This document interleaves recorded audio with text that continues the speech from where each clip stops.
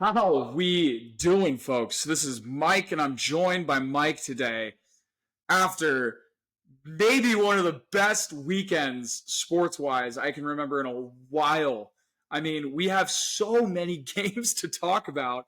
I can list through them right now. I mean, we had the Bama Vandy upset, we had the Hogs upset, the Gators won. In the NFL game, the 1 p.m. slate was just electricity.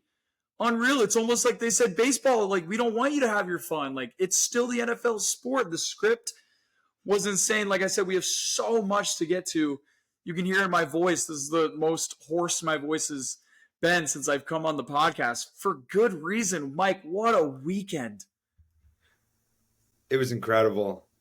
It was just nonstop action. Saturday was unreal. Sunday was unreal. I'm bundled up here because winter is coming and Oof. I am fucking pumped. This It's is only up from here. It's only up. You had a great betting week. We'll get to it. Me, not so much as far as picks, but I feel good. It all started with Thursday night, which we got to talk about it a little bit because we filmed the podcast right before. I mean, that was maybe the best Thursday night football game I've seen ever. It started off points everywhere. Baker looked automatic as he did against the Eagles. Kirk Cousins threw for over 500 yards in just an electric game. It was 36-30 overtime Thursday night football game. The opposite of the, slugfest you see because it's a short week. No, like, we got peak offenses. Both of those teams have it. We're filming this just as the Saints come off to a loss against the Chiefs, in which they looked very underwhelming. So I think it's safe to say those two teams were probably the top of the NFC South. But I have a quick story to tell about that night, but what were your thoughts on that game? Just awesome. Like you said, Thursday night football has been so bad the last 2 or 3 years. I feel like ever since Amazon Prime took over, they just have been getting shitty game after shitty game after shitty game. And this was the complete opposite. I think it's not safe to say, but I'll make the statement that the NFC South could be the best division in football. Could be. And the fact that the Saints are the third best team, yeah, they haven't looked great, but after 2 weeks, you were like, is this one of the best teams in football? And Kirk Cousins is officially here. Kirk Cousins has put to sleep the Kirk Cousins can't play in prime time thing. Kirko chains, baby. Yeah, I mean, him doing the swag surfing with the So crowd cool. was so cool. So cool. He's kept his job the rest of the year. Absolutely. That game did it all. Easily. It took a few weeks for him to get adjusted, but he's figuring it out. He's finding his playmakers, the playmakers that have been on that team for 3 years and haven't gotten the ball. He's finally the one that's like, these guys are good at football. Let me get them the ball.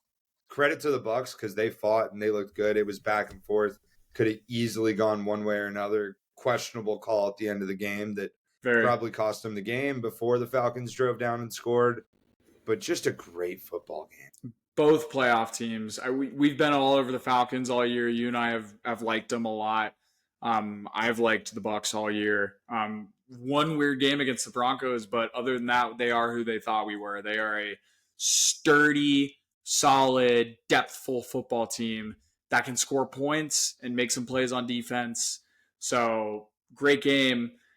Shortly after the game or during it, and we had done the podcast minutes before, I get a call from my buddy, and he's like, hey, I'm with our two buddies. I'm picking you up in 20. We're going to the casino, 50 minutes away from Denver. I did that. No, dude, I can't. I got work tomorrow. And then obviously got into the car and went to the casino. And, let me just be frank with the audience. Hasn't been my best 3-ish weeks gambling. I've just been in my head. My picks that I took last week replicated it. I'm blaming it on the fact that we have to fucking choose on Wednesday. I'm just not in the right headspace. I'm not in my ball knower mentality. But nonetheless, when you go into a drought, Mike, what do? You find your guys that you ride with. Now, your question is, well, Michael, you're going to a casino. What guys could you ride with? Well, let me tell you. Because I had a plan. I said, I'm going to go in and I'm going to bet $50 on black, not red, because I always second guess myself and do red, but I did black. And I won that bet. And then I said, okay, I'm going to put all of this on one singular number. and I had to ride with my guy for this number. I rode with Bryce Harper, number 3 red. And as that ball was spinning, it slowly went into 3 red. And just like that, my season came back. I had come back to even sportsbooks, casino combined. Bang! And that led my night. No, I did not lose the rest of it after that. I was a very smart gambler playing with house money. And that set up my weekend because I did really good. My one big bet was Hogs money line. I kept riding Bryce Harper, and we'll talk about the Phillies Mets series because I think I just watched the best baseball game of my life. But that felt good, Mike. I needed that. I just can't lie to you. I really needed that, dude. You needed that, and I'm happy because those things don't happen to guys like us. Never. I mean, I told you right after it happened, like, as far as someone that I know, like, I don't think I know anybody that's done anything like that in a casino. One number. So you called me and you're like, I'm going to the casino, and I'm like, holy shit, this could be bad. And could have been very bad. The fact that all of you walked out of there and made money, the fact that you slammed red 3 like you said you were going to. I mean, it just doesn't happen to guys like us, and it did. It did. That was fucking awesome. I felt like I brought some veteran experience to the casino that night. I was with, 2 of my buddies who don't do it as much as we had in the past.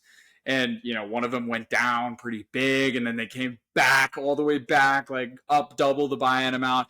And I had to literally push them out of the casino. Not to mention we had work at 8 a.m., but like I brought some veteran experience. I was good. I was like, hey, we've been here before. It's the 4th quarter, and we're up 6 points. We're going to run the football and not get crazy. Okay. Unlike the Bills and what we saw with Sean McDermott. Holy shit. Bad coaching. And I think I texted you as football began on Sunday, and I was like, dude, I'm not feeling it, man. The product just feels bad. Like, I just see these, like, second, third string running backs and, like, obviously the corners, and there feels like such a big drop off in the talent, but I don't blame the talent. I blame the rules that have been in place and like these weird new, no hits, roughing the passers, pass interferences, all the jazz that we've seen come in the past 15 years. And it's affecting how players approach the game or how coaches coach the game. And that's just so visibly seen. Tom Brady said it really well, which, by the way, he's killing it, man. He's awesome. He's the man. He's bringing great analysis to the game, but he's also bringing in the Romo reaction, right? They're like, oh, I don't know, Jim. Like, he'll give us, when a play happens, he goes, oh, like he's one of the fans. He's doing a great job, but he said it too. He's like, it's just not the same as when I was here. The league has changed now. Regardless, they're still able to make a fire script, regardless if the talent is a drop off like they did this weekend. And we're going to get to it all. It was unreal. The 4 o'clock slate honestly got good towards the end, but not insane.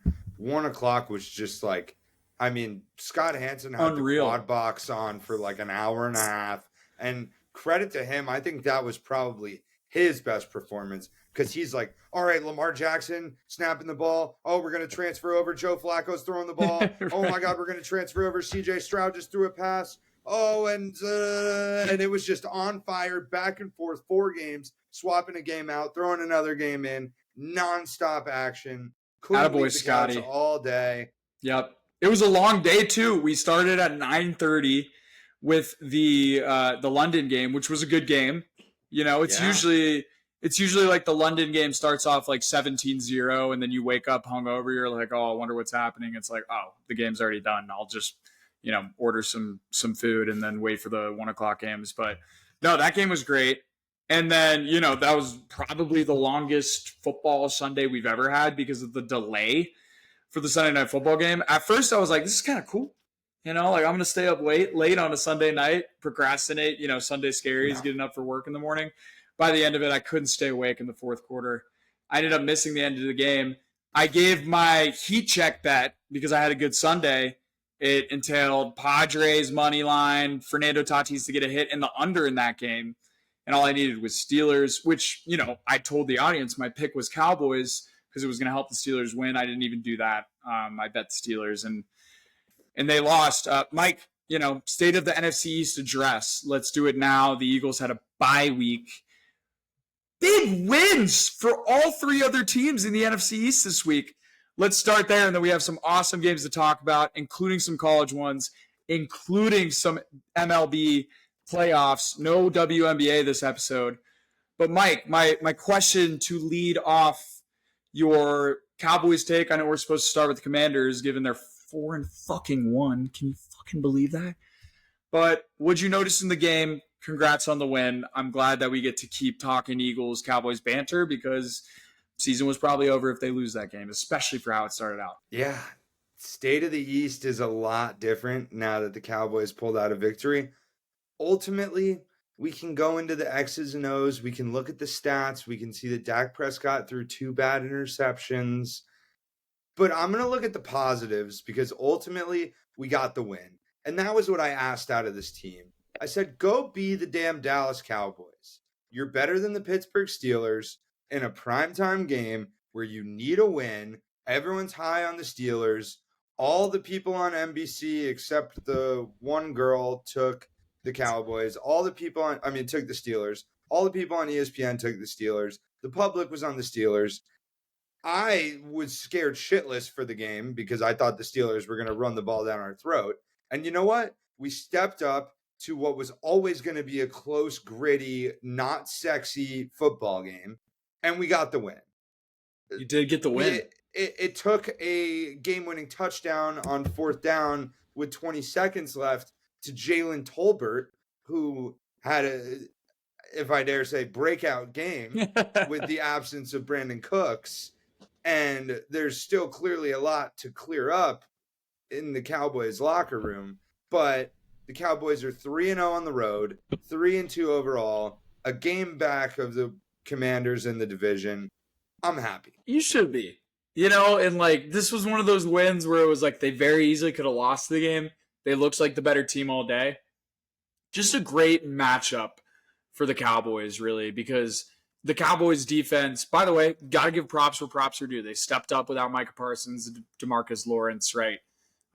Good game plan, it felt like. I'll give a shout out to whoever your linebacker is, the 4th rounder out of Texas. I forget his name. Oh, my buddy Overshown? Overshown. That guy flies over the field, so you might have something there. Good for him. But, the recipe for the Cowboys has been simple. Run the ball down the middle between the tackles.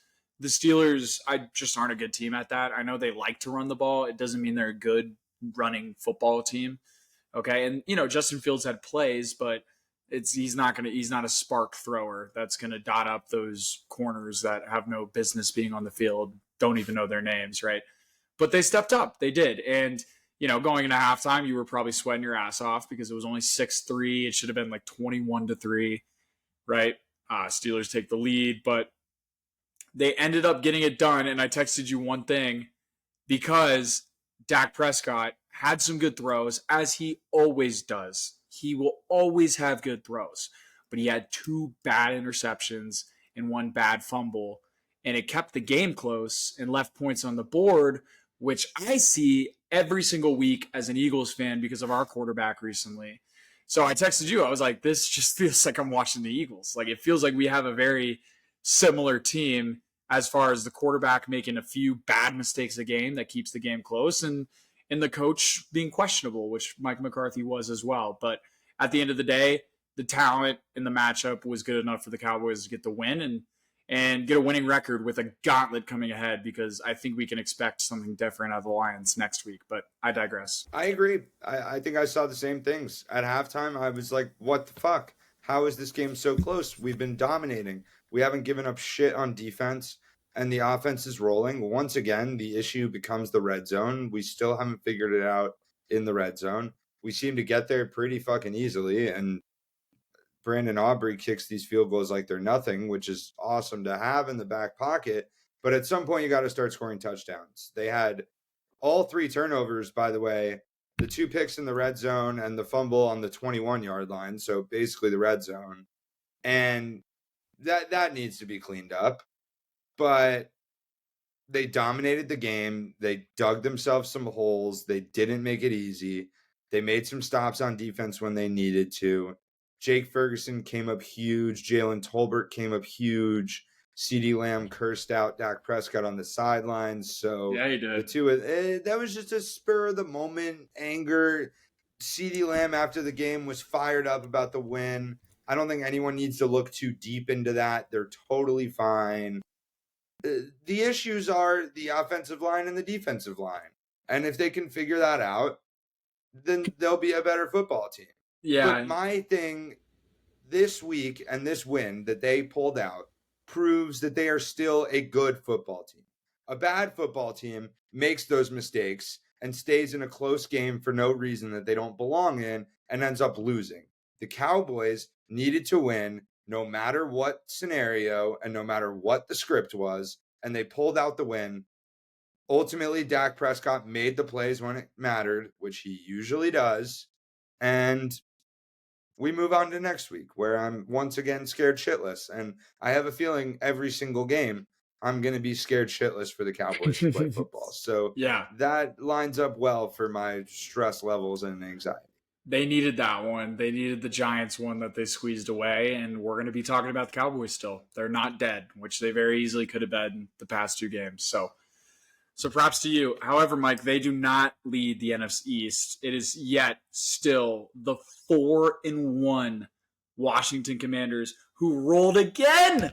And we'll get to the Browns because I have one big question. But let's talk about it for a sec because now, and I was waiting for it. I was like, how is it not come yet? Like, where's the train? Where's the bandwagon? And now it's here. I saw the Sunday Night Football pregame show when they had, by the way, hilarious that they just had to sit with their fucking hands in their pants and try to figure out shit to talk about with Jason Garrett just like this the whole time.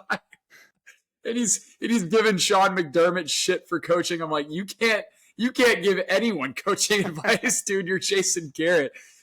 So poor Maria Taylor just trying to get it together. But anyways, they started talking. They're like, Jayden Daniels, MVP. I said it.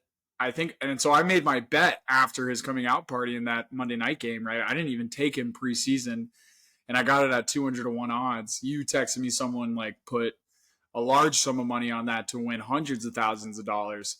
I texted you, if this bet hits for me, I think it will make me even in my gambling career, which is just huge. Do I quit? Do I quit after that? Yeah, you're going to quit, right? Because I already quit. No, I already quit. You're done, right? After this bet. I mean, I have to let the futures ride out, right? It's like, why would I? Of course. You know? So, just, slight asterisk there. But he's incredible. He's really incredible. And we've talked about it, like, there's going to come a time, probably when we play the Commanders, when we're not allowed to be happy about it anymore because he's literally in the division. And we hate the Commanders, the Redskins, right? I mean, we hate them. I grew up, I was born next to him. Like, I hate those fans, but somewhat happy for him. And Mike, is Jayden Daniels the best quarterback in the NFL? Like, already? Patrick Mahomes had a good game tonight, and he's doing it with shit. So, like, let's just cross him in. He's Patrick Mahomes, right? Josh Allen looks a little bit weird, right? CJ Stroud has some weird moments. Justin Herbert's disappeared this season, right? So it's like, the top echelon of quarterbacks has dropped this year. It absolutely has. Jalen Hurts, Dak Prescott. Jayden Daniels has just risen up, not to mention the competition he has to do so, but the guy is composed. The guy just makes yard. Like, it is so easy for that offense to get first downs, let alone put it in the end zone, right? I'm pretty sure they had like an interception in the end zone at the beginning of the game, and they still put up a smooth 34. Mike, if they keep doing this all season, how could you say he's not the MVP? I think Lamar is going to start getting some jazz after that win. Burrow, I mean, definitely could have gotten some jazz after that win. We'll talk about that game directly after this. But Jayden Daniels, man, are we underrating him? I think people are underrating him. I think we are smart enough to realize that he is a baller. And I mean, he was a winner pick. He is a winner. He doesn't care that team is not on paper a good team.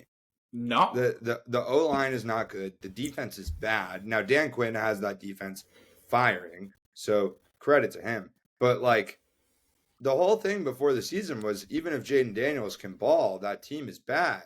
And then after they won the Monday night game against the Bengals, it was like, cool, but their defense also gave up points on every drive, and they're not going to be able to score on every drive.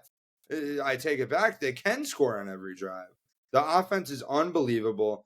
That bomb to Terry McLaurin where he rolls out and just slings it on a rope, unbelievable. Unreal. And he's thrown a few picks in like not even the worst situations. Like he doesn't look like a rookie. He looks, especially when he runs the ball, he does like the same thing that like Patrick Mahomes does where like he just makes it look like he's like gliding out there and he doesn't even try. Gliding's the perfect adjective. Yes. Gets right to the first down yard line. It's awesome. It's awesome. And he talked about it too. He's like, we saw Lamar come into the lead and he was run first. So was Jalen Hurts, but he goes through his progressions. Like he's throw first and he has an electric arm. I remember watching him as a freshman at Arizona State and I pulled it up because I was like, has he always like looked like this mature? He doesn't seem like a rookie quarterback. He also doesn't look like one. He looks like 30, right? So I looked it up.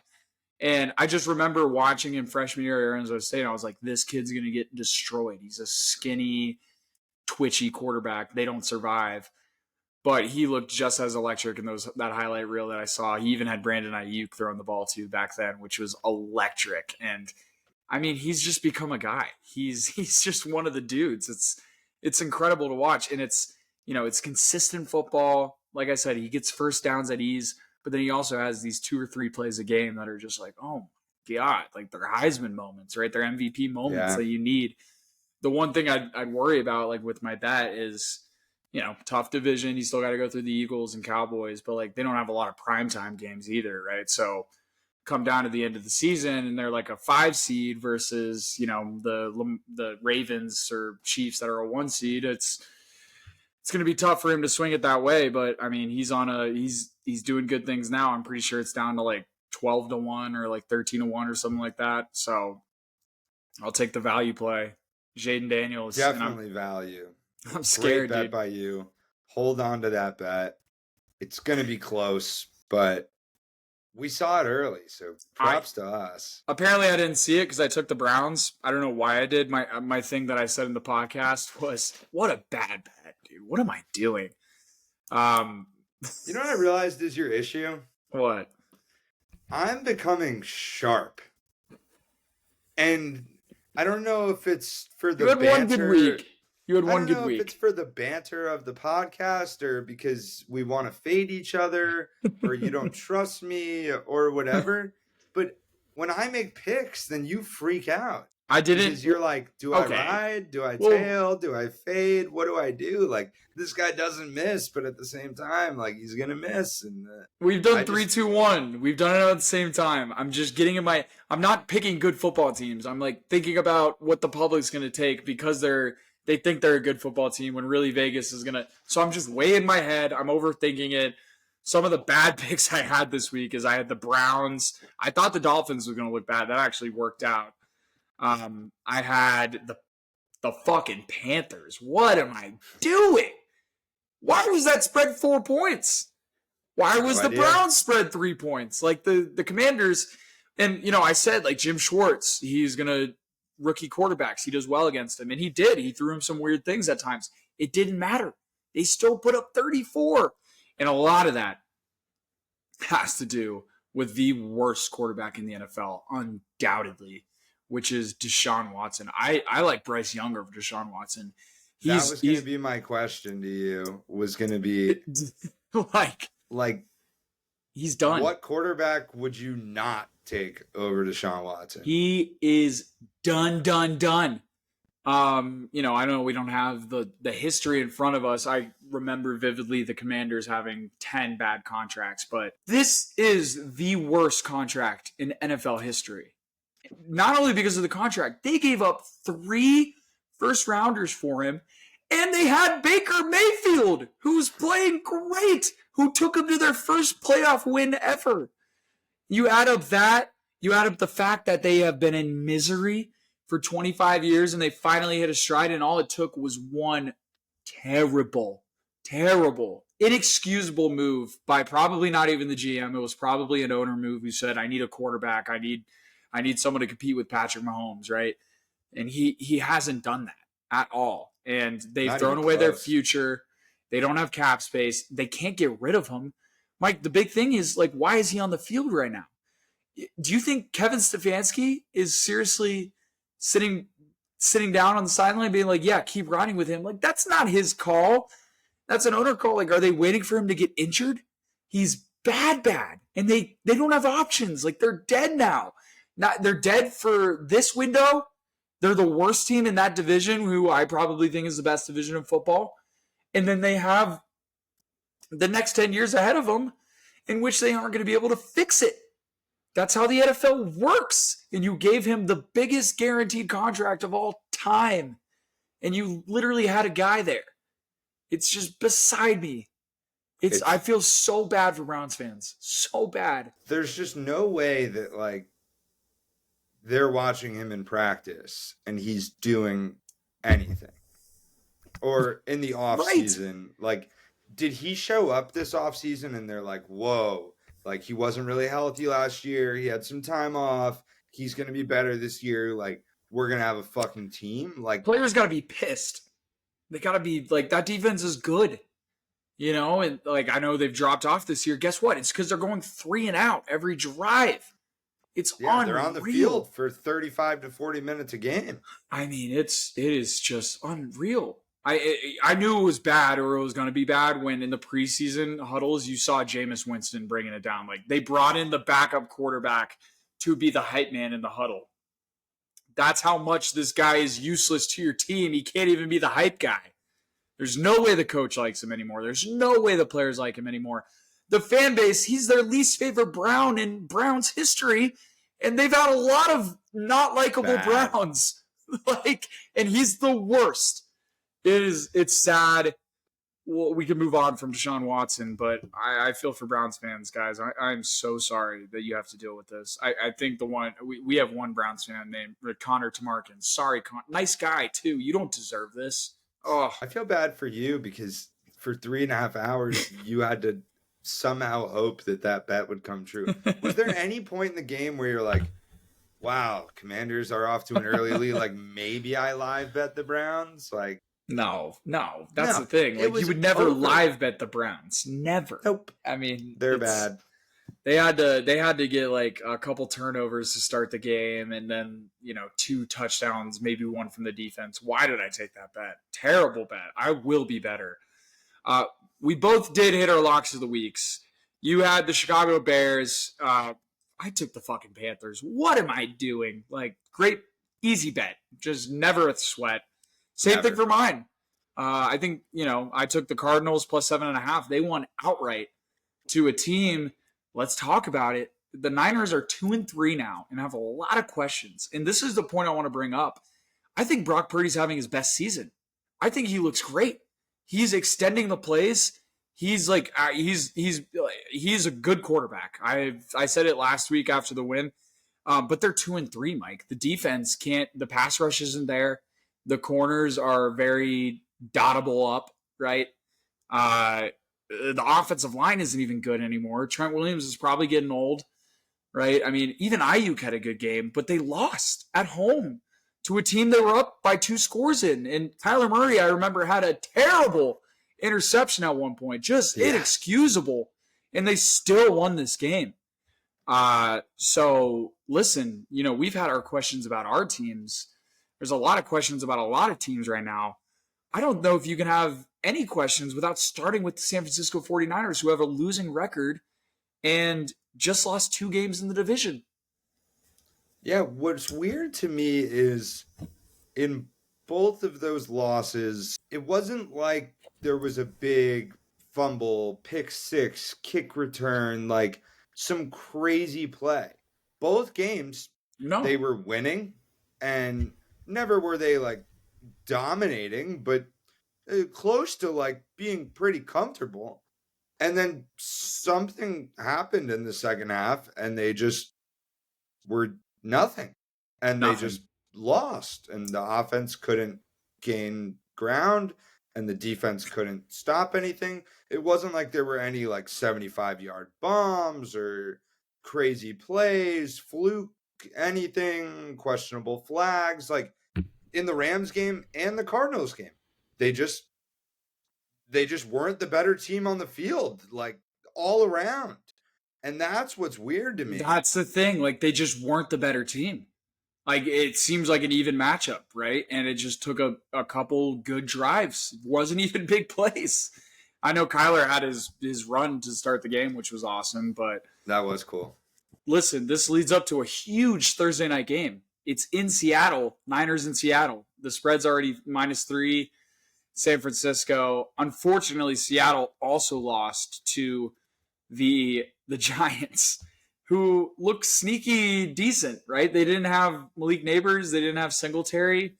They were losing some key weapons, and they could have won that game by 3 touchdowns. That's the thing about the NFL right now. Like, there's just not a big gap, right? The talent is so close. It's why I'm inclined to take spreads like Panthers +4 and Browns +3, which I get it. But we both took Seahawks on that one, and we were very wrong. The Giants showed out, and now it's both teams lost, and it's a big Thursday night for both teams in a division that doesn't seem as good as we probably thought it was going to be. Agreed, and props to the Giants because I don't think they're a good football team, but when you look at their losses, they got beat week 1 against the Vikings.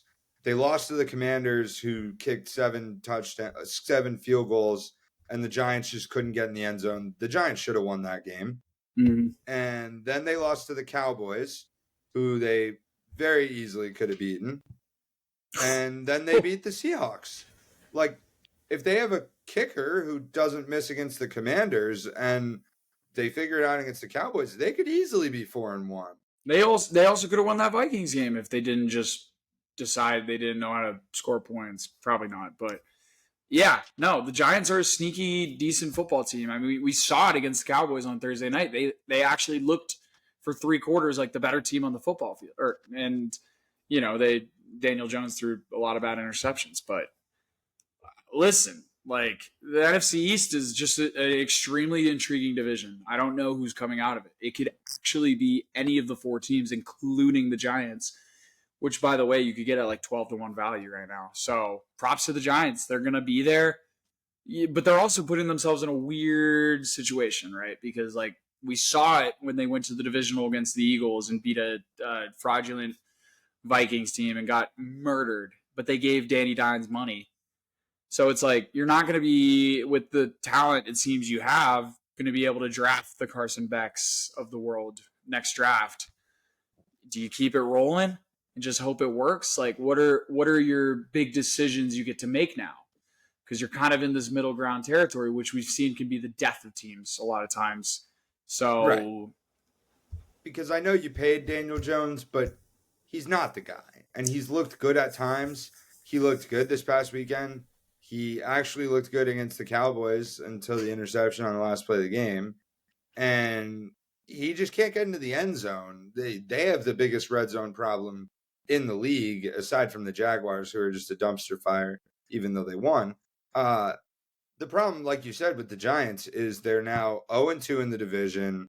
They're only 2-3 overall. Mm-hmm. And they need to just be bad and get a new quarterback.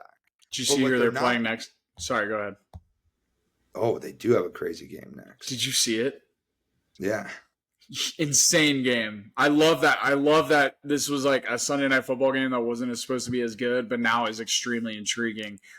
Bengals at Giants. And by God, the Bengals need to win. If you don't have anything more on the Giants, let's move to that game because wow. Yeah, let's move to it. So let me just, this was the Sunday slate. We'll talk about the London game for a sec.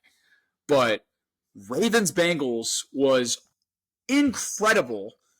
Colts-Jaguars, also incredible, down to the wire, right? Joe Flacco, what a fucking comeback. Didn't count, though. Even Dolphins-Patriots was close. I know we didn't watch much of the game. Bills at Texans. I mean, Bills should have won that game. They came back. They blew it. They blew it. Sean McDermott made some of the most dumbfound decisions I've ever seen in that game. So, like we said, the 1 p.m. slate was just electric. Poor Joe Burrow. I have him in my biggest fantasy league. I took the him and Jamar Chase combo, which I was like, ooh, I'm going to live or die with it. Listen, all it takes is one big bomb, which they had 2 or 3 that game for me to win in a week. So I love it. The Bengals offense looks completely back. Joe Burrow has an argument for best quarterback in the NFL this season, except they're 1-4. So it's like, I still love them to make the playoffs, but you got to start winning games. The defense is so just dot upable, and they had a chance to win the game, and they fucking missed the hold on the game-winning field goal. So poor Bengals, but man, Ravens came out and snuck in a huge win there, just massive in Cincinnati. The driver's seat in the division now, it seems like, with the Steelers losing and the Browns being bad. Crazy game. Crazy. Absurd. Back and forth. Bengals had it early on, and it was like, damn, like they need to win this game at home. They're going to win this game. The Ravens traditionally have the Bengals number, and Lamar just fights. It's funny because the first few games of the season, they had the lead, and then they blew it. Now, back-to-back games, they've been down and come back, and the Ravens are good. I think it's safe to say after a weird start to the season, they are just as good as last season, if not better. The running combination of Lamar Jackson and Derrick Henry, I don't know how anybody possibly stops that. It's so perfect. It's incredible. And he hit his over on rushing, which I know people were excited about, including you with that. Yes. With that final run. You know, Ravens, we always knew were going to be there. I think I would take them to beat this Chiefs team if they were to play today. I know they lost week 1, but I think they're the team to be in the AFC. I think the Bengals are also a team that's up there, but their defense just got to be a little bit better. You just got to be, and I know it's Lamar Jackson. I know it's Derrick Henry. Like, you can't ask to be the world against Lamar Jackson any day of the week, but you can't lose that game, man. You just can't. Poor, I can't imagine being at that game. Wow. 41-38, just gut-wrenching loss. Yeah. Joe Burrow is the man. He is a great quarterback. All of these questions about, like, he only feeds great receivers like Justin Jefferson in college and Jamar Chase in the NFL. Like, Joe Burrow can ball. He threw 5 touchdowns. He proved that. I agree. I feel bad for the guy because he's never had an O-line and he's never had a defense. Their defense gave up 16 points to the Patriots, which is a lot, and then gave up 26, 38, 24, and 41 points. You're making Joe Burrow score on every drive, and that's really hard to do. Really hard to do. But great game nonetheless. Oh, awesome. Jaguars wanted to lose the game. They were trying to give it to Joe Flacco, who just keeps being awesome. I mean, did you see his 20-yard run he had? He looked fast.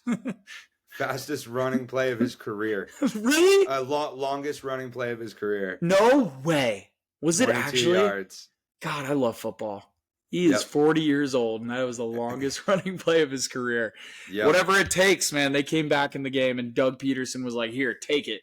Please. Trevor Lawrence was like, I want you to have the win. But they somehow got it. They had some big plays in there.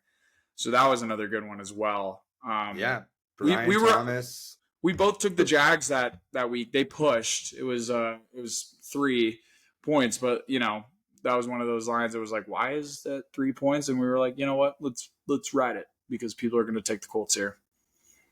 It was sharp. That was one of those. You got to find those that, it's always tricky because it's either this makes no sense, all I want to do is hammer the Colts, so give me the Jags, or you say this makes no sense, I need to just bet on the better team. And it's always a weird line to find, and we were spot on with this one. We did good there. We did good. So, picks for the week. Not my smartest week. I went 4-8, but like I said, I had my lock of the week, so call it 6-8. My good week. You went 8-4. You saw the board well. 10-4 with the lock of the week. Your best week to date so far on the podcast. Give yourself a nice little pat on the shoulder, and Thank you. here's your flowers. I appreciate it. I need that, and it just gives me more confidence that I'm sharp as shit. And like, I'm afraid for the next time that I go on an airplane because I'm gonna go through TSA and all of the buzzers are gonna go off because of how fucking sharp I am. They're gonna be like, "Sir, you're a weapon. You need to be checked in a bag." Yeah. I'm unreal, and I'm only getting started. This was just proved to me that I'm the fucking man, and I haven't even looked at next week's slate, but I already know that I love it. It's going to be awesome. I can't wait for Thursday. It seems to be a good slate. Yeah, Thursday is going to be great. I mean, we both clearly are rooting against the Niners because fuck the Niners there. And that's a huge game for them on a Thursday night. You never want your season to rely on a big Thursday night game because there's just so many, so many question marks, right? Christian McCaffrey being out obviously is huge for the Niners, but Jets Vikings, Aaron Rodgers, not your best day. Not your best day. I love Aaron Rodgers.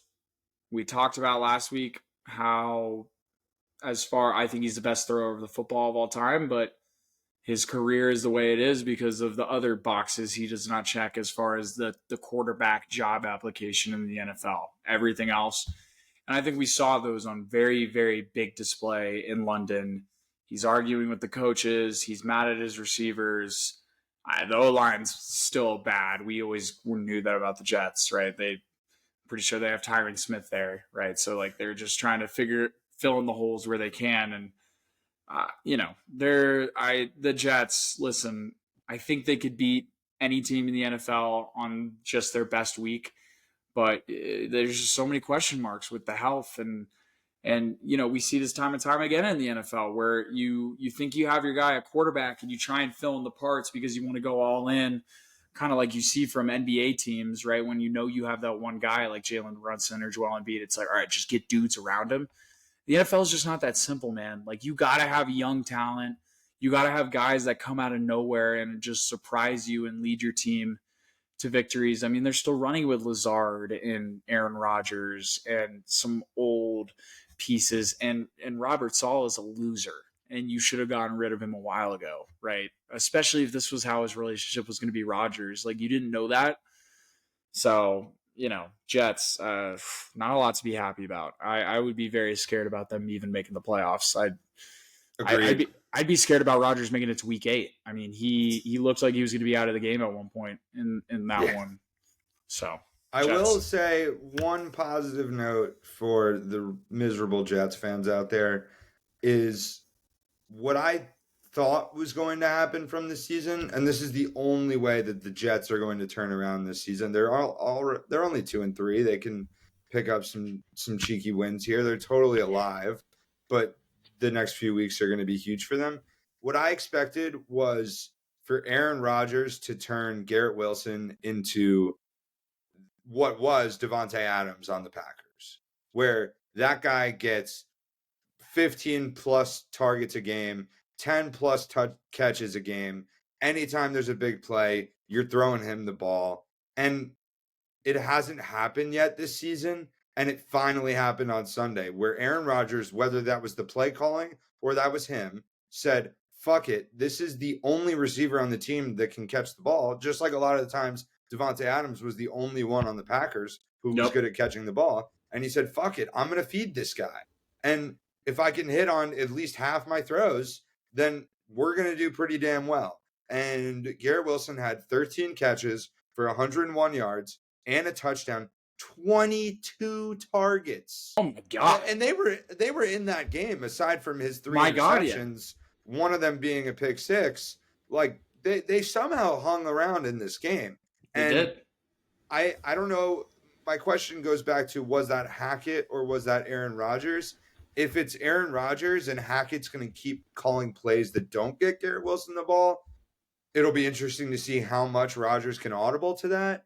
But the only way that he's going to be able to turn around this offense is saying, fuck it. There are 2 guys on this field that are going to get the ball. They're Breece Hall and Garrett Wilson, and everyone else is just going to be a decoy that gets the rest of the defense out of the way. So he did it with Devontae Adams. He did it very successfully with Devontae Adams. And although they didn't win this week, he did it pretty successfully with Garrett Wilson. If he continues to do that, there's hope for the Jets. Otherwise, the rest of their team is really fucking depressing. This is what happens when you give a quarterback the reins like you did with Aaron Rodgers, right? I don't care who it is. Listen, like he's never liked motions. He doesn't like when people are running around the backfield. He likes to set everything up by himself at the line of scrimmage. He likes to have an offense coordinator like Nathaniel Hackett, in which he gets to say, "Nope, it's up to me" at the end of the play, right? And listen, the offense looks so basic and immature. Like, I don't care if you throw the ball to Garrett Wilson 22 times. Like, you got to get him open in creative ways, like they did with Devontae Adams under a Matt LaFleur offense that was inspired by, one of the best in Sean McVay, right? So it's the recipe is not there as far as game plan and coaching, and there's a lot of questions, right? And the Vikings go into the bye week 5-0, which we all predicted. Shout out Sam Darnold in his revenge game. Yeah, they'll listen. I'm not betting on them to win a playoff game. Zero chance. No way. Especially after this game. You said it best. Like the Jets shouldn't have been in this game, and they were. So I know. London game, all that jazz, but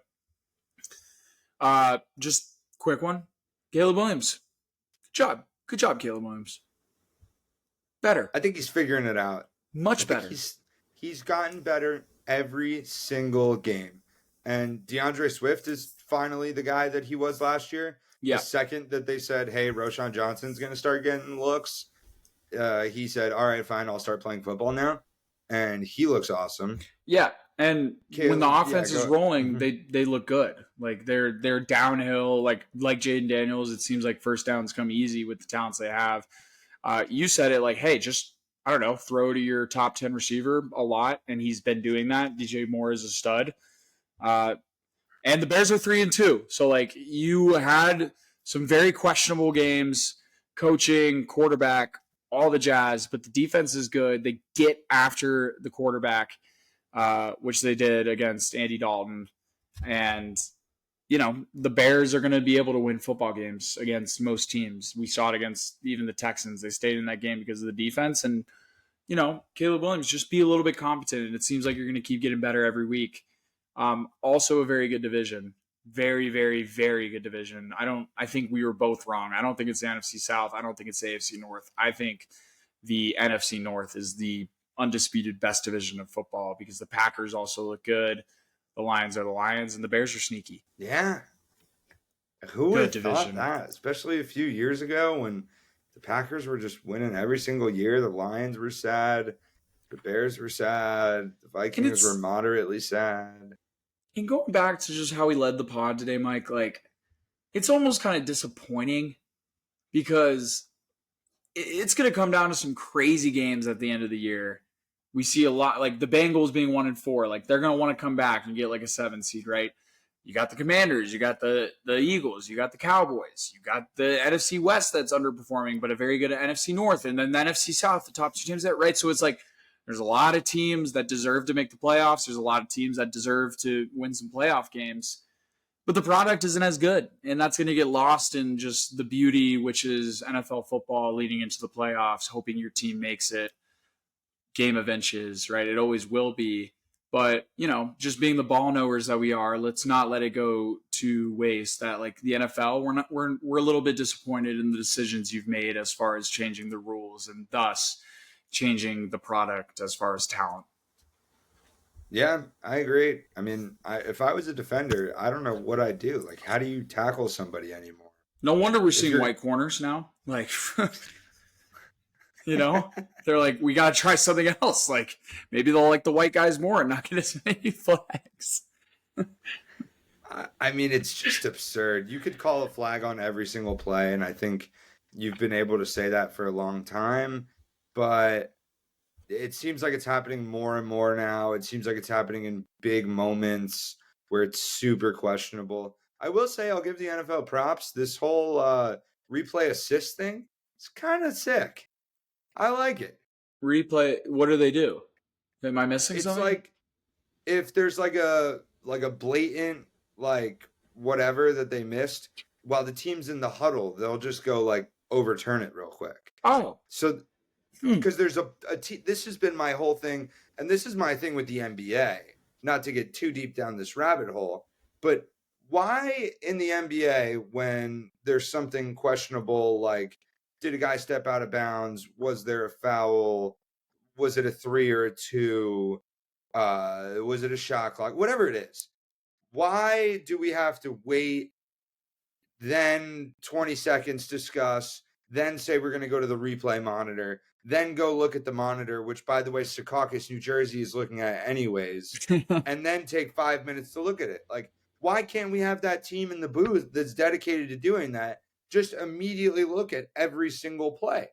And if there's something that needs to be reviewed, they tell the ref, hey, take a quick pause. We're looking at this. But why do we have to wait for the ref to pause? Then we look at it. Then it's a timeout. It takes fucking forever. Now they got this replay assist thing that they're not using on every play. But it's like, hey, like you called out a first down. Very obviously he was short. Let's pull that back real quick and get the game moving.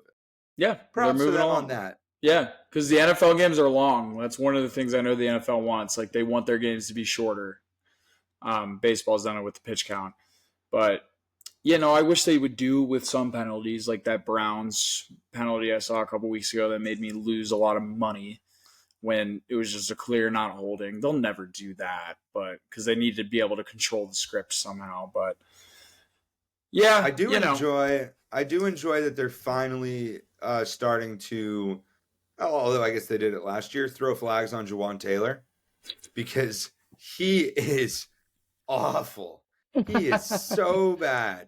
Yeah, and in the last 2 years, I think they showed a stat. He's got 24 or 25 penalties, over half of them being false starts, because he starts early on every single play. Yep. You can look at every single Chiefs snap, and he gets a half-second head start.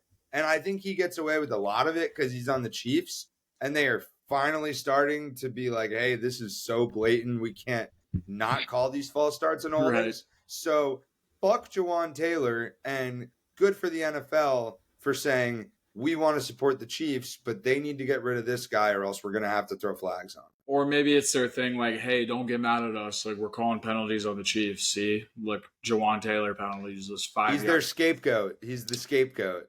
Those penalties don't even matter. The Chiefs had like a 2nd and 34 tonight. Second and 34. Got a quick 10 yards, and then Travis Kelce did that like shuffle pass to get the close to a first down, and then they got the 4th and 1. So it never matters, a 5-yard penalty with Patrick Mahomes as your quarterback. It never will. Never.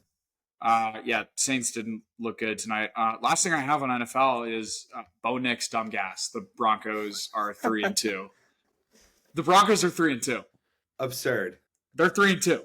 Like, come on. Yeah. Could very easily be 5-0.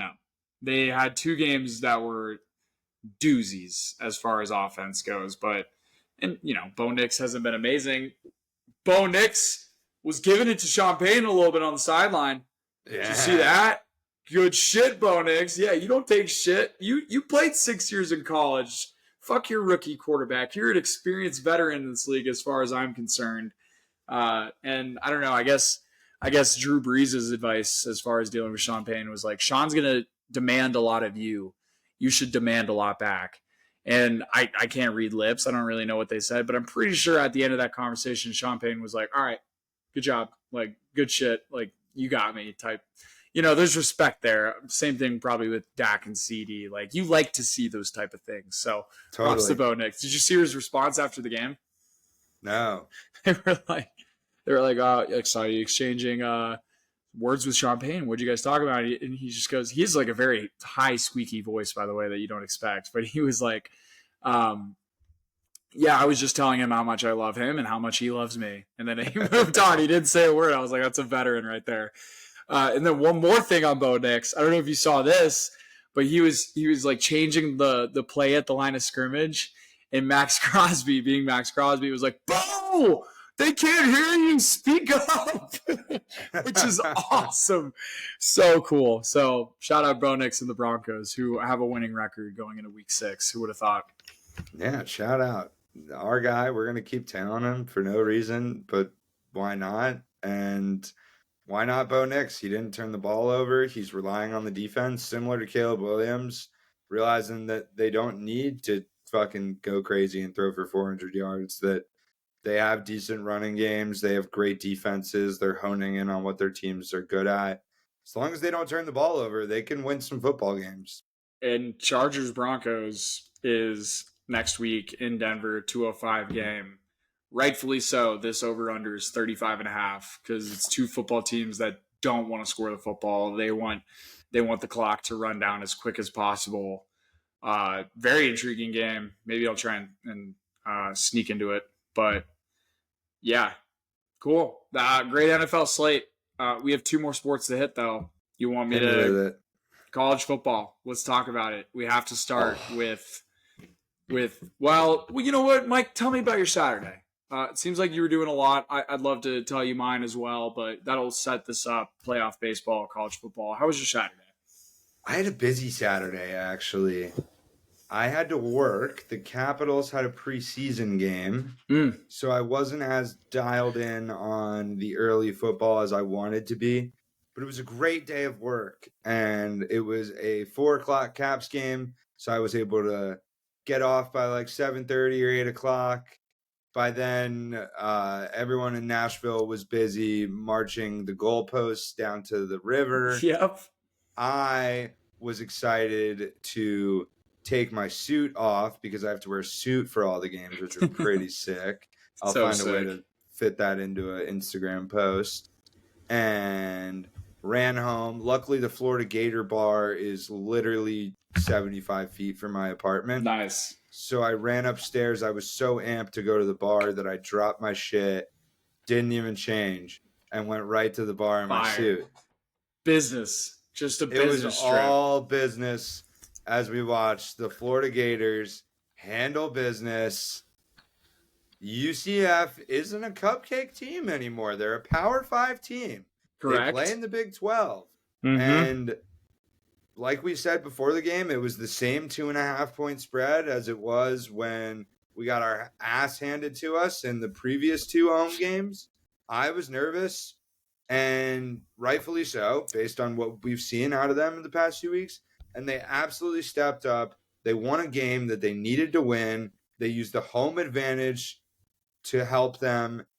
Similar to the Cowboys just stepping up and winning a football game, the Florida Gators at home took care of business. Great way to put it. Just dominant all three phases of the game. Offense was rolling with smart strategic drives, some lagway in there, right? But yeah, they got off rolling to the beginning of the game, and they said, listen, we're at home. We're done losing at home. And this team isn't as good as the A&M in Miami that walked into here. Let's show them who the better football team is. And they did. So props to the Florida Gators. We are 3-2, Mike. We are 2 wins away from hitting our over in the season total. I like them to win 2 more games this season. I might even like them against Georgia. I'm just going to put it out there right now. Just tiny bit. I think my big prediction was that we would beat Georgia, Miami, and FSU. We lost to Miami, but give me the Gators against the next two. Shout out the Gators. Good to hear your Saturday was well. Friday, I mentioned how I had my company event. I sang a karaoke song with my chief revenue officer, which was electric. We sang Space Oddity by David Bowie. I threw the harmony in there, showed my company that I'm an actor at heart and salesman Monday through Friday. And so that was fun, very long night. Led into a Saturday in which College Game Day was great. Once again, I don't know if you saw the student hit the field goal this time for $100,000. It was awesome. I think first time it's happened this year. I've watched every year, and I'm like, dude, how can you not make this fucking field goal? I wish that was me. Yeah. You think you make it? Fuck yeah, I'd make it. Oh yeah. I mean, I also played soccer, so I'm confident in kicking. But I know you are too. I think you'd slip. I think I would also slip. That's what I'm worried about too.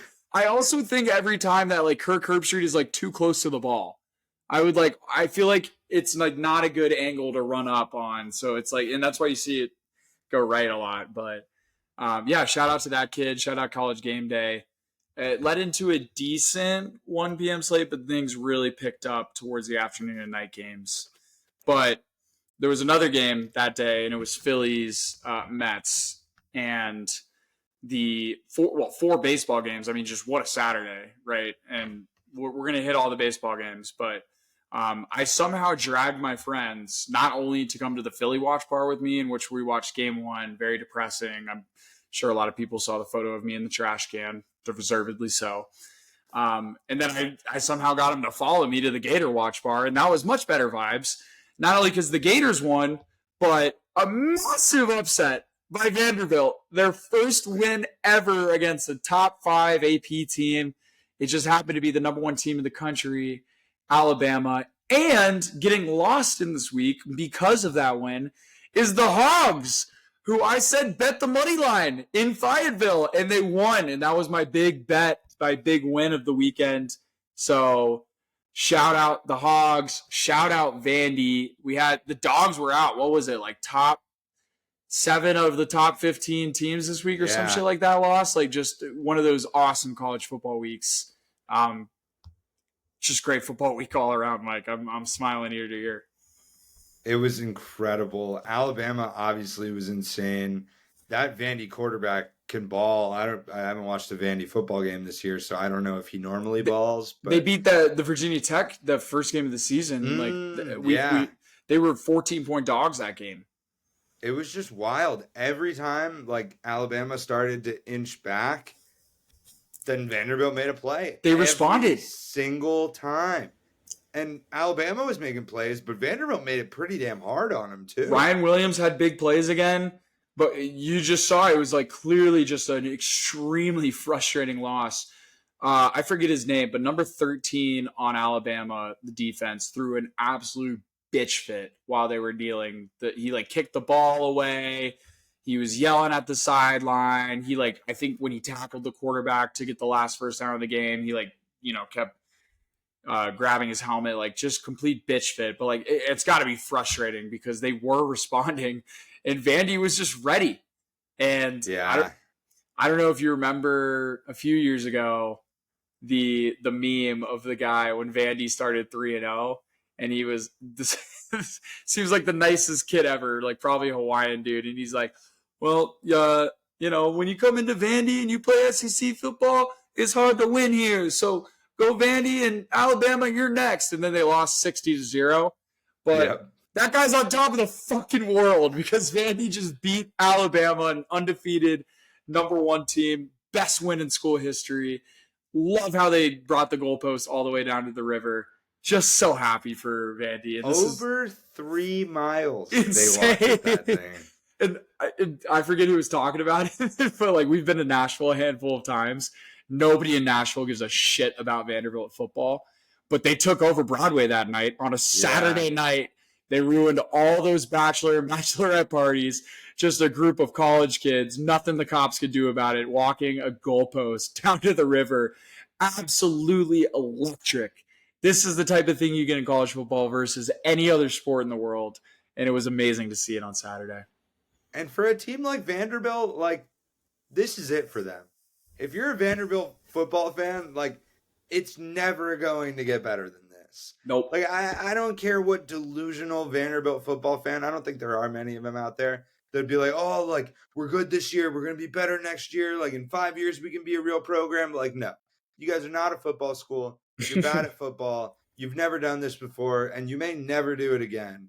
Not to shit on Vanderbilt, but just relish in the fact that this was the greatest win in your program's football history. If you were lucky enough to be there, whether you were a student or an alumni or just a fan, oh my God, enjoy the fuck out of this moment. Never forget where you were when you watched that game, who you were with.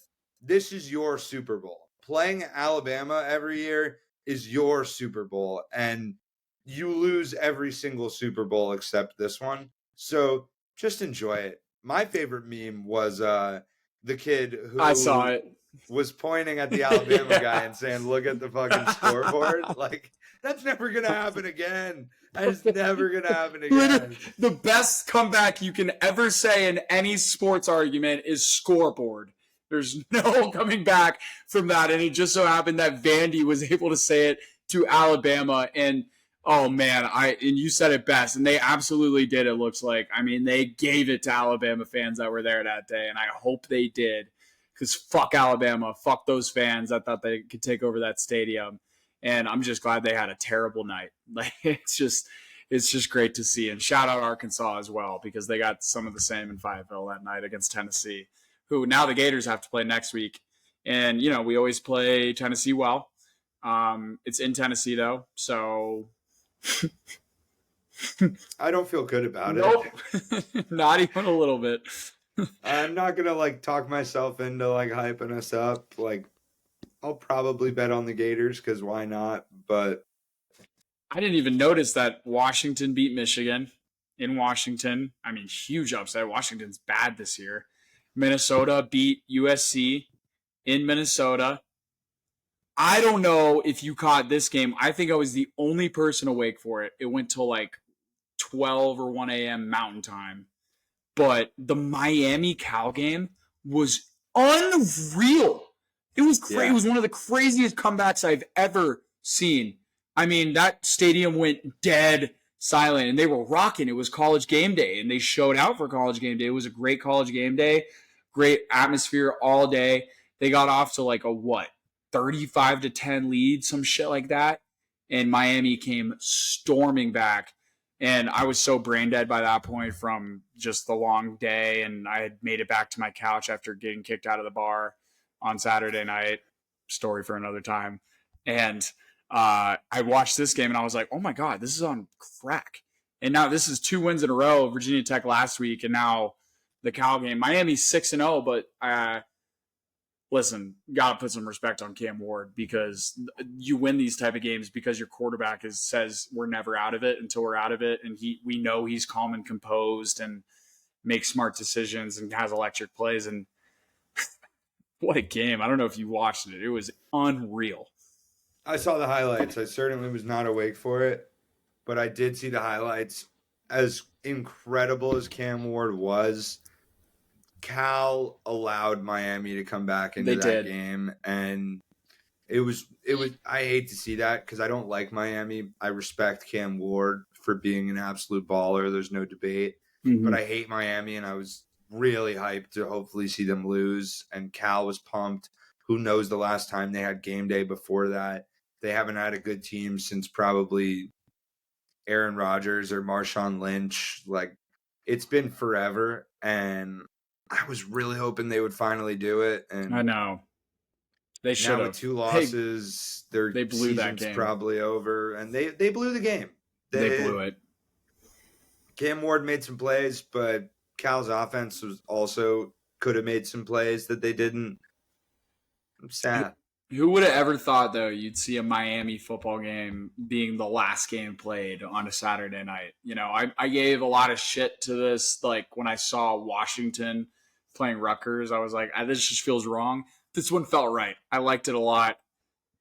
ACC After Dark, if you want to say it that way. Great game. I like the new conferences. I do, too.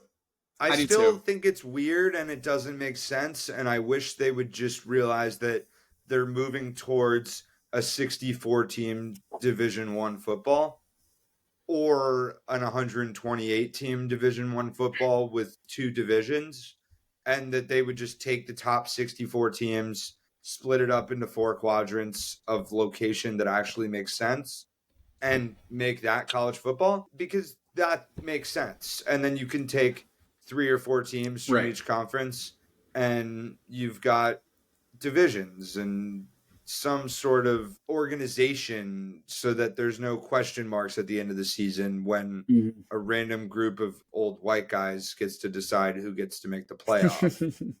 Yeah. Instead, we can be a little more organized and have divisions and conferences and schedules, and then the teams with the best records will make it. So they'll get there eventually, but I do like what they're doing with these 4 major conferences. The games are weird. I would hate to be on a team like the West Coasters that have to play the ACC or the Big Ten and are constantly traveling. But I think it's kind of cool. Yeah, no, it works. And, somehow Ohio State still seemingly doesn't have to play anyone because this is what the conference realignment did. It guaranteed you don't get as many layup games, right? You got to play some more juicier teams. Ohio State still hasn't played anyone. However, Mike, let me just read some of these games next week because beginning of the year, people talked about October 12th being maybe one of the best days in college football ever, right? Stanford at Notre Dame, Florida at Tennessee, huge game, right? You got Red River rivalry, Texas at Oklahoma, an Oklahoma team that's very good, doing well. And Texas is the best team in football, especially after Alabama loss, right? Penn State at USC. I know USC had the loss. But, the big one, Ohio State at Oregon. Ohio State is 3-point favorites right now. Both teams 5-0. It's a 5:30 game on NBC, so wouldn't be surprised if Tirico makes a trip, but that'll be great. And then it's same time, Ole Miss at LSU, another massive game, and Kansas State at Colorado to end the night games, which is also a massive game. So should be a great week next week, and we'll make sure we talk about it on the pod coming up. Mike, you got any more college football thoughts? Yeah, let's not forget about the final game on Saturday, if any of us are awake for it, in Hawaii, where Boise State, or should I just call them the Ashton Jeanties, are going to play at Hawaii, where he is the man. I am obsessed with this guy. He's just so cool. The way that he bounced off on that shorter touchdown, and he just stands there, and I saw some meme that said he stands like Michael Myers, and he just like stands there straight up, doesn't even look like he's trying. Then they take the snap, they hand him the ball, he starts running towards the outside, bounces off a guy like the guy was a fucking trampoline, and then jogs into the corner of the end zone. He runs through people on his normal runs. He hits this burst of speed out of nowhere. He's the man. He's the Heisman.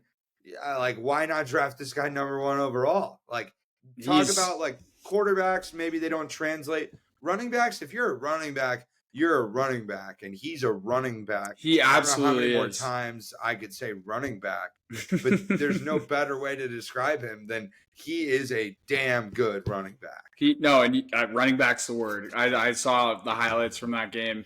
He's played 16 quarters, and he has 16 touchdowns just running the ball. So, I mean, unreal stuff. And he just looks like this twitchy, smaller-ish back, kind of like a Kamara-like, but like he's standing broad shoulders. Like he gets hit, and it does nothing to him. Like he is just a pure running back. Absolutely electric to watch. And, my thing was like, all right, Boise State, they always have a good run game. They play bad competition. But like, no, this guy's a stud. He absolutely is. He was plus 110 to score 3 touchdowns. And he did it. His over-under was 188 yards, and it went to 186 because he didn't play the second half. Unreal. Unreal. Yeah, sorry, bad beat there if I mentioned it to anyone. But I tried looking at Heisman odds. For some reason, FanDuel never has them up, but I'd love to see who's the favorite there. Is it him? Is it Travis Hunter? It's him. It's Ashton Jeanties. As it should be. It should be him. But Travis Hunter, man, like you got to give respect to him playing both sides of the football. They had a bye week, but a huge game against Kansas State next weekend. So they're going to start playing good teams every single week, and I don't doubt that he'll keep it up on the defensive side of the game. Yeah. On offense, Ken Shador-Sanders and them keep it up. I think so, maybe, but we'll see. Should be a great weekend. I might be in Vegas for my birthday. Either way, I'm planning on, posting up all day and watching. Hell yeah. Maybe rolling some of the money forward from Red 3, Bryce Harper, bang, which, by the way, I have been doing. So I was going to say, you did roll a large sum of that over. Oh, yes, I did, Michael. A Phillies-related bet, as you should. You hit 3 because of Bryce Harper. Yep. And what did you do with some of that money? 2 things. One, I decided that every single game I'm going to bet the Phillies to win and Bryce Harper to hit a homer, which game one did not happen. So game one, Saturday at the bar, Wheeler had just a typical Zach Wheeler game, potentially the best ace in baseball, especially come playoff time. I mean, he just shows up every single time. It looks so easy. That fastball is just so pure. So he had a great game, and it was 1-0, and the bats needed to do more, and they didn't. And we chose the wrong reliever. Manager Rob Thompson. Holy crap! And yeah, no, fucking Jeff Hoffman had no business coming into that game after Zach Wheeler did, and they gave up 6 runs in the 8th and 9th, and the game was 6-1, and it felt like a very, very big heartbreak that game. I wanted to see the same thing happen to the Dodgers and Yankees, and it almost did. They both won close games by a run, which, the Padres and the Royals easily could have won those games. But I was really, really, really down in the dumps after that game because I was like, dude, Wheeler start game one, Mets momentum. Now all of the juice is on the Mets because they can close out this series with one more win in Philly against Christopher Sanchez, who isn't even our second best ace. But Mike, the Phillies won that game, and I think it was the greatest baseball game I've ever watched. I can't think of another. It was unreal. It was playoff baseball in its best definition. It was back and forth. Every pitch mattered. You had close calls. Bryce Harper had he almost ended the game on this triple that barely went foul at the end of the game, right? Like there were close like it had everything. And can I just give a quick recap of the game? Like it was 3-0 early on, and I was like, here we fucking go. Like our season's fucking over. And then the bottom of the 5th, Bryce Harper does what he does, and he brought that team and that stadium and that whole fucking city alive because they were booing every batter that went up to bat, as they fucking should against the Mets. Yeah. Like you're doing everything you should be, Philly fans. Nick Castellanos even had a point where he came up and he swung at 2 curveballs into the dirt, and then he let go on one of them, and then the crowd started cheering like, and he was like, "These fucking people." And so Bryce Harper gets up bottom of the 5th, and he hits a 2-run absolute dinger to bring juice and energy back into that stadium. I remember being dead on my couch, and I got up and I said, "Oh, fucking go, Bryce!" And then 3 pitches later, Nick Castellanos hits a fucking bomb to make it a tie game. And that was electric. It was electric to tie the game after Bryce just did that. Like the vibes were all the way up. Props to the announcers that game. They went silent for 4 minutes after that. They let the stadium speak for itself because it was rocking. That's what Philly playoff baseball is. Next inning, though, Brandon Nimmo with 2 outs hits a solo home run, and he had this look in his face like, I fucking hate these people. I'm going to show them up, and he absolutely did. He came around the bases. He was taunting the Phillies. He was saying some random bullshit, and I was like, oh my God, of course, right? Bottom of the 8th comes around. There's 1 out. Bryson Stott comes up to bat, and he hits a triple to send in Harper, send in Castellanos, who took that team on their fucking back that game. Bryce Harper and Nick Castellanos did. That's why you paid them the money. Bryson Stott hits the triple. He ends up coming home to make it a 6-4 ball game. But this Mets team doesn't fucking go away. I mean, unreal. They hit a 2-run shot with 2 outs in the top of the 9th. 2 outs. It was a ball up in the zone, and Vientos, who had 2 home runs that game and seems to be the best player on the Mets right now. He's unreal. He hits a floater that just floated out of the stadium and silenced everyone. And everyone said, here we go. That was the Mets moment. That was the Alonso moment from the last series. Sure enough, got a couple guys on base, and Nick Castellanos brought us home. And it was a 7-6 ball game, and I think it was the greatest baseball game I've ever watched. And it saved the Phillies season. It saved, I did hit the Bryce Harper home run and the Phillies win bet, thank God, saved my betting weekend. And I did throw a large sum of money with the money I won at a casino on Phillies to win the World Series, which looks like my worst bet of all time. And now it's alive, and now I look forward to tonight when you're going to hear this podcast. I'm leaving work early, going back to the Philly bar, and we're going to win game 3. Oh, yeah. Sorry for the long story, but it was a great game. No, great story, great game. Agreed. One of the best baseball games, at least in recent history. Yankees also played an incredible game 1. They ended up winning Great game. 6-5. A back and forth game where the Yankees started off 0 for 8 with runners in scoring position. Should have never even been a game. And it was because the bats are not putting contact on the ball, which is what they're supposed to be doing. But the bottom of the lineup did enough to keep them in the game. The bullpen looks like it's pretty damn good right now. Clay Holmes, as a non-closer, is able to lock people down once again.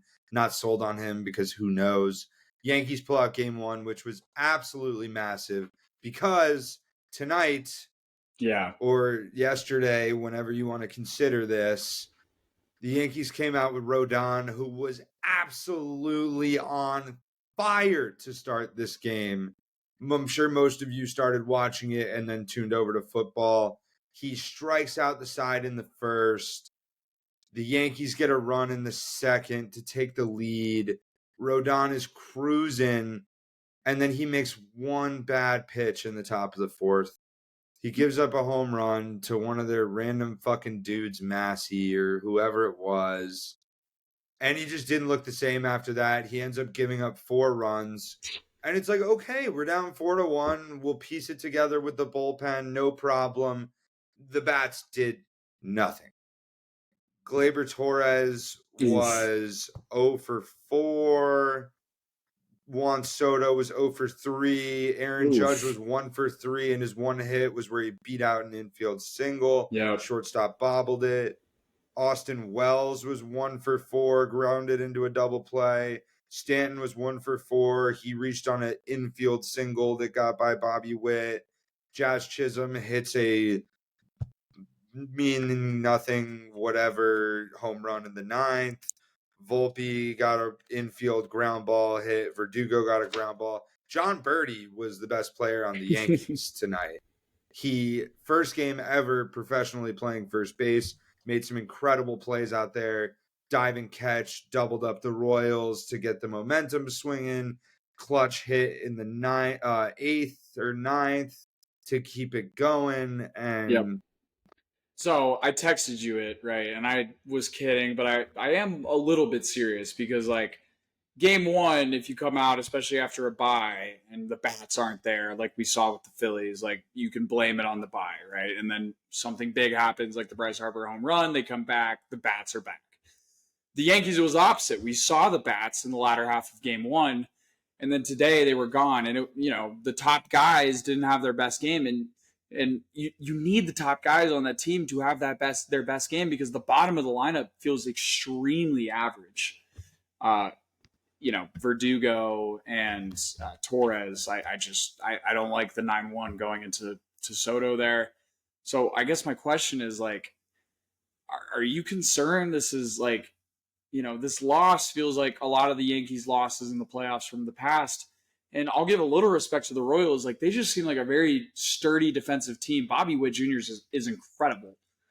So doesn't have a hit in the series though, but yes, he's incredible. Like, he's just great in the infield. Their infield is locked down.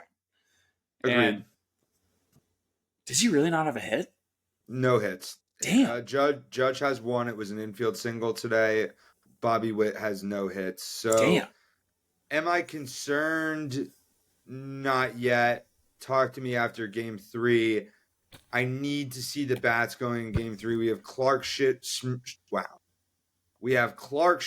on the mound, who has been on and off the IR, has looked good since coming back. I like him on the mound over at least Luis Gil. Just hasn't been in form second half of the season. He'll be the long reliever if we need him.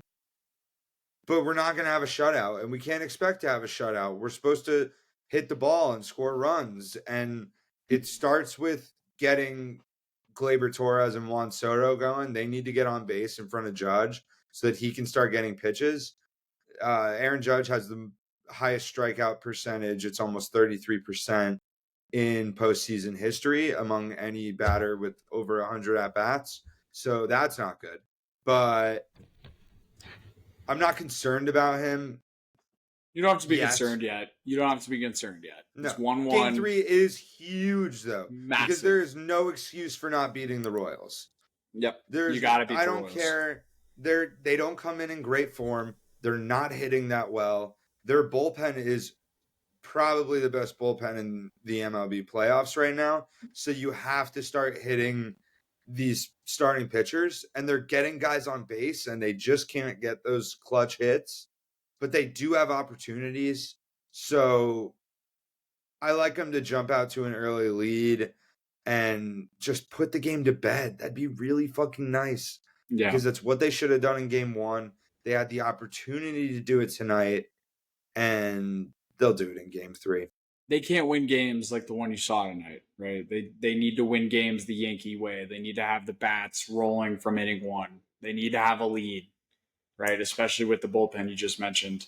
And the bats were rolling. I wonder if it would have been better if they didn't have a bye. Like, I don't know if that week off sort of put them into this lull. That's always been the question, right? And like we saw it with the Dodgers last year, we saw it with the Braves the past 2 years. I hope the Phillies are the one that kind of puts that trend to rest. But what we've talked about with the Yankees right now, I have the same concerns and then some with the Dodgers. Because listen, they just got fucking steamed. They should have lost game 1. Shohei saved them that game, right? But game 2, they just got steamrolled. The bats on the Padres said, hey, guess what? We're better bats. Not to mention we have the better starting pitcher rotation because the Dodgers starting rotation is dead. Is right? Nothing. We have the better bullpen. We have the better defense. So we're just going to beat you. And you have to rely on Shohei, Mookie, and Freddie Freeman, who, man, we got to start having a Freddie Freeman talk. Like, he doesn't show up in playoff games. He just doesn't. Nope. And Shohei's going to show up. I know he had a bad game last week, but he'll have his moments. I think Mookie will as well. But I don't like the rest of their lineup. I definitely don't like their pitchers. And this team hasn't showed us anything the past 5 years. So if I had to choose, like, gun to my head out of these 3 series, is it 4 series? Or is the Tigers Guardians series tied now too? Yeah. So all 4 series 1-1. Are 1-1. If I gun to my head, which of these teams is going to be upset as far as the ones that had the bye? I'm saying Dodgers. 100%. I think you said it well there. They have the better starting rotation. I think they have the better bullpen. They have the better hitters. They certainly have the better outfield because talk about a catch. Jurickson, Profar. Awesome. Unbelievable. So cool. Robbing Mookie Betts of a first inning home run. That was like 3rd or 4th row of the crowd. Yeah. And he's out there snagging the ball. That was awesome. Tatis made a few plays. Tatis he's playing like the best player on the team, which is what they need him to be. By the way, I didn't know and realize like that it's not fan interference when it goes like over the stadium like it was. So whoever that Dodgers fan was that was like, you got me. Like, dude, you just cost your team a run. Hit his glove. Make sure he doesn't fucking catch it. That would never happen in Philly. Never. It was funny. I mean, Buddy will never forget that, but no. He'll also never forget that they got smoked 10-2, and he probably spent a steamrolled nice chunk of change to get to that game. I'm not scared of the Dodgers at all. If the Phillies see them next round, hopefully, like, I'm not afraid of them one bit, mostly because of the starting pitchers they put out there. Padres I'm a little scared of. They have juice. They're built like a Phillies team and a Yankees team where the bats can explode at any point. Darvish had a great game. So he was locked down. He's awesome. And we'll see the next 2 games, but Petco Park gets fucking rocking. Great stadium. Better than Dodger Stadium with all those fake fans that, I hate the Dodgers, right? But I don't like the Padres either. Like, I've always hated Machado.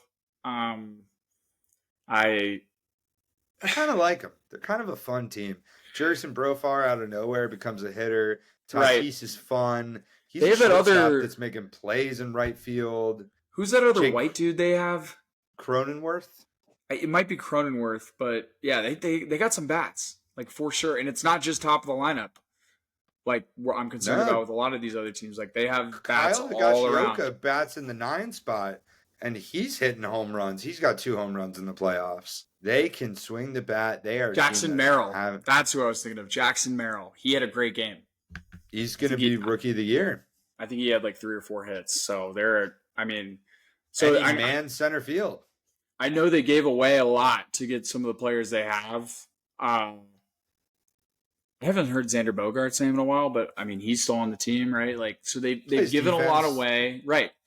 But it seems like they kept the farm, system components that they like wanted, that they felt like could really mean something, and it's paid off. And shout out the Tigers; they had a big win yesterday as well. And playoff baseball is in full swing with 3 series going back to the lesser seeds tied at 1-1. All four. Sorry. Yeah.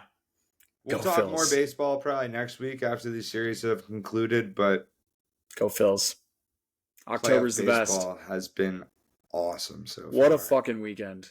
What an amazing weekend. This is what we live for. Sports are up right now. If my God, yeah. was a stock, it would be through the roof. Shout out sports. Shout out sports. Shout out beer. I think beer's making a huge up as well. Beer is in right now. Beer's super in. Certainly in. Yeah, when was the last time? I feel like beer has really taken over as far as ratio at a bar. Like I'm 80% beer. Sometimes it's a VBR, and that's it. VRV. Yeah. Vodka Red Bull. I mean, espresso martinis. I knew huge up. Sorry. Espresso martinis are tight, but been up for a bit. Going to the bar and getting a vodka soda, I'm out. Rum and Cokes. Coke. Haven't gotten one in forever. Out. So out. Yeah, no, espresso martinis have been on the up for about the past year. And tequila's on the up. All this bougie drink. Tequila shots. Like, what's your go-to shot? Tequila. It has to be. Yeah. Correct. I think there's less people that appreciate this, but give me the fireball shot. Yeah, sure. Golf course, ski lift, I'm fireball shot all the way through. Sure. Give me the fireball. People disrespect the fireball shot. I think it has its place in the history books for sure. I know it got a lot of shit from when we would have the high school party junior year, and that was like the handle that you would drink, but it has its place in the go-to shots for active events like skiing and golf and, maybe just a simple one for the crowd. Shout out Fireball. Nice. Shout out tequila. Shout out sports. Shout out this podcast, the Why Not Us podcast. Mike, let's keep it rolling. This has been fun. We've gotten ourselves into a good routine, and it's become very easy because all we have to do is just be ball knowers and sports fans like we are, and we get to come on and talk about some great games, and I fully expect it to keep rolling. Agreed. Excited to look ahead at the rest of the playoffs. NBA and NHL are around the corner. Michael's locks of the week are so back. 3-4-1, and 4 of them have been free. One of them, I'm sorry, I forgot that I'm sharp as shit. So continue to tail me, because I am a dangerously sharp weapon. Jaws might figure it out, but it's hard to play catch up against an unstoppable force like me. I'm just going to take the better teams next week and be fine. So I'm not excited worried. For you to try and compete. I am so sharp. God, what a weekend. Yeah. My voice will be gone, or will be back for the Thursday pod, which just happens to be your boy's birthday. So can't lose those picks. Definitely am going 13-0 for sure. So, Mike, why the fuck not us? Why not us? Why not us? Who feels? Go us. Go us. Peace.